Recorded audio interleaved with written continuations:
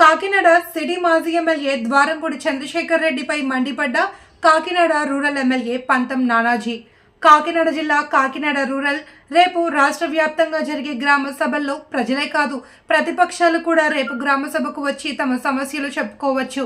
కేంద్ర ప్రభుత్వం పేద ప్రజల కోసం పోషక పదార్థాలు కలిపిన బియ్యం పేదలకు ఇస్తూ ఉంటే వాటిని అడ్డదారిలో విదేశాలకు ఎగుమతి చేసి కోట్లు సంపాదించిన బియ్యం దొంగ ద్వారంపూడి చంద్రశేఖర్ రెడ్డి దొంగే దొంగ దొంగ అన్నట్టుగా దొంగలే పోర్టు గురించి లేఖలు రాస్తున్నారు.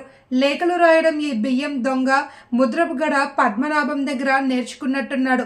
మీకు మిల్లులు లేనప్పుడు మీ బాబుకు సివిల్ సప్లై చైర్మన్ ఎందుకు?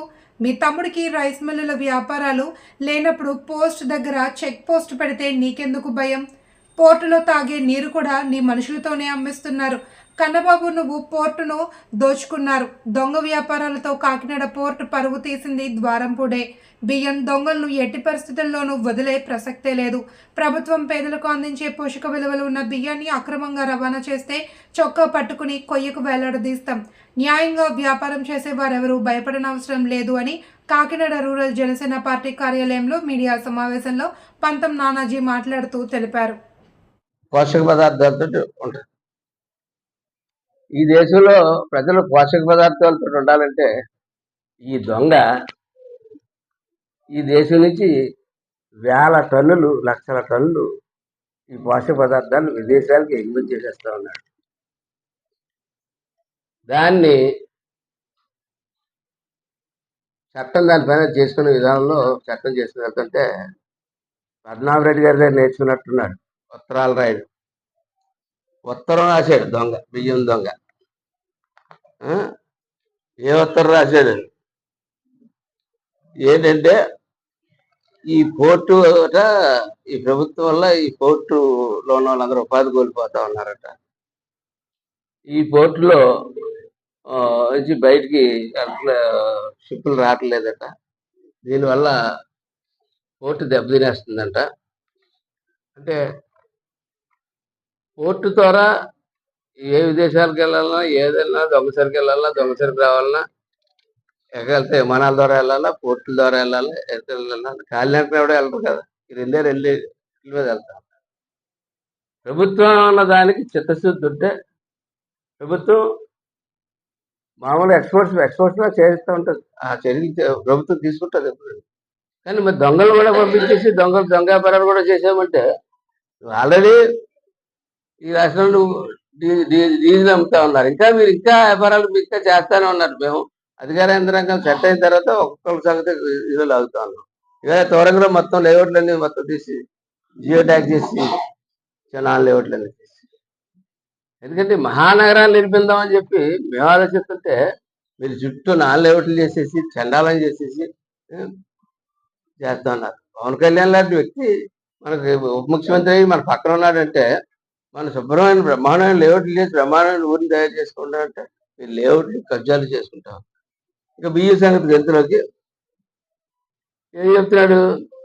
చచ్చారి చంద్రులాగా నాకు మిల్లుల్లో వ్యాపారం లేదు. మరి మిల్లులు లేకుండా వ్యాపారం లేకుండా మీ బాబు దానికి సివిల్ సప్లైస్కి ఎందుకు? మీ తమ్ముడు దీనికి ఎందుకు? అంతకుముందు మీ బాబు రైస్ మిల్లులకి పోషక పదార్థాలతో ఉంటాయి. ఈ దేశంలో ప్రజలు పోషక పదార్థాలతో ఉండాలంటే ఈ దొంగ ఈ దేశం నుంచి వేల టన్నులు లక్షల టన్నులు ఈ పోషక పదార్థాలు విదేశాలకు ఎగుమతి చేసేస్తా ఉన్నాడు. దాన్ని చట్టం దానిపైన చేసుకునే విధానంలో చట్టం చేసుకున్నట్టుంటే పద్మనాభరెడ్డి గారి దగ్గర నేర్చుకున్నట్టున్నాడు. ఉత్తరాలు రాయడు, ఉత్తరం రాశాడు దొంగ, బియ్యం దొంగ. ఏ ఉత్తరం రాశాడు ఏంటంటే ఈ పోర్టు ఈ ప్రభుత్వం వల్ల ఈ పోర్టులో ఉన్న వాళ్ళందరూ ఉపాధి కోల్పోతా ఉన్నారట.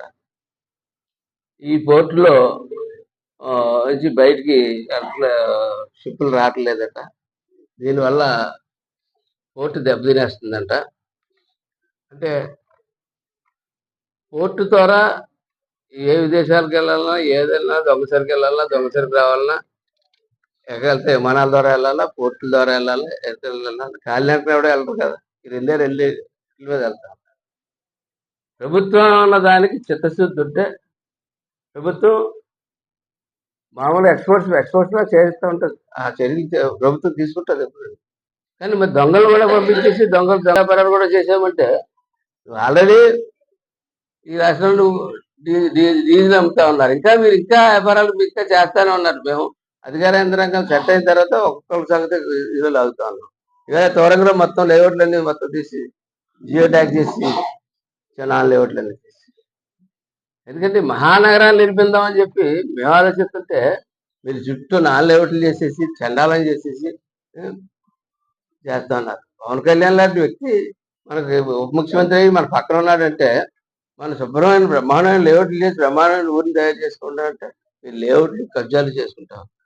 ఇక బియ్య సంగతి గంతులోకి ఏం చెప్తున్నాడు, చచ్చారి చంద్రులాగా నాకు మిల్లుల్లో వ్యాపారం లేదు. మరి మిల్లులు లేకుండా వ్యాపారం లేకుండా మీ బాబు దానికి సివిల్ సప్లైస్కి ఎందుకు, మీ తమ్ముడు దీనికి ఎందుకు, అంతకుముందు మీ బాబు రైస్ మిల్లులకి 55,000 మంది మెజార్టీ కొండబాబు గారికి వస్తే ఇంకా అతను ప్రజాస్వామ్యంలో మాట్లాడే హక్కు చంద్రశేఖర్ రెడ్డి గారికి కొండబాబు గారు అసలు లేదు. ఇది ఈ రాజకీయాల్లో పనిచేయని చెప్పేశారు ప్రజలు. అటువంటి ఉత్తరాల నాటి కాదు, దమ్ముంటే ప్రజల్లోకి వచ్చి నువ్వు చేసింది ఏంటో మేము చేయలేదు ఏంటో చెప్తే బాగుంటుంది అన్నది ఒక పాయింట్. రెండోది, ఈ 30,000 ఎకరాలు 30,000 పట్టాలు ఇచ్చిన కాదు గ్రామంతో చంద్రశేఖర్ రెడ్డి, అది 4 అడుగులు కలెక్టర్ గారు అంబుక్ చేయించుకున్నాడు. అక్కడ అడిగి వేసింది ఒక అడిగే, దాని మీద కూడా తీస్తాం.